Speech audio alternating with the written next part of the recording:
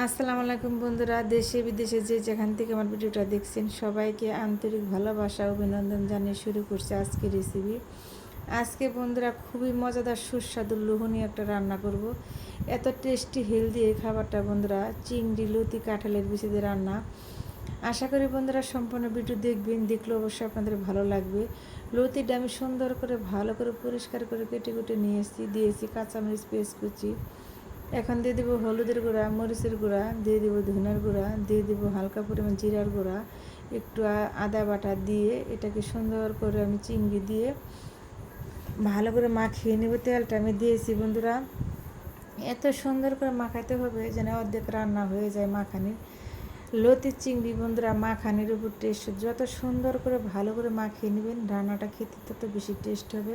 আমি সুন্দর করে ভালো করে কচলে কচলে এটাকে মাখিয়ে নিব, জানি মশলাটা লতির গায়ে কাঁঠালের বিচির গায়ে ভিতরে ঢুকে সুন্দর করে আলতো হাতে ভালো করে মাখিয়ে নিব। আর লতি চিংড়ি বন্ধুরা আলাদা একটা খুবই একটা মজাদার রান্না।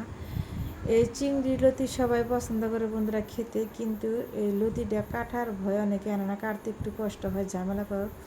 কিন্তু যে কোনো জিনিসে বন্ধুরা কষ্টের পর যেরকম সুখ, তেমনি রান্নাটা ওরকম করে কষ্ট করে রান্না করলে সেই রান্নার মধ্যে আলাদা একটা শান্তি, আলাদা একটা সুখ বা আলাদা একটা মজা লাগে সেই রান্নাটা। লতি রান্না কষ্ট করে রান্না করলে বন্ধুরা খেতে এত টেস্ট, অন্য খাবারের সাথে তুলনা হয় না। মাছ মাংস যতই যাই কর না কেন, লতি চিংড়ির যে আলাদা একটা মজা, তার সাথে অন্য কিছুর কোনো কিছু এতটা মজা টেস্ট হয় না বন্ধুরা। লতির মধ্যে যদি কাঁঠালের বিচি দেওয়া যায় সেই রান্নাটা আরও বেশি টেস্ট হয়।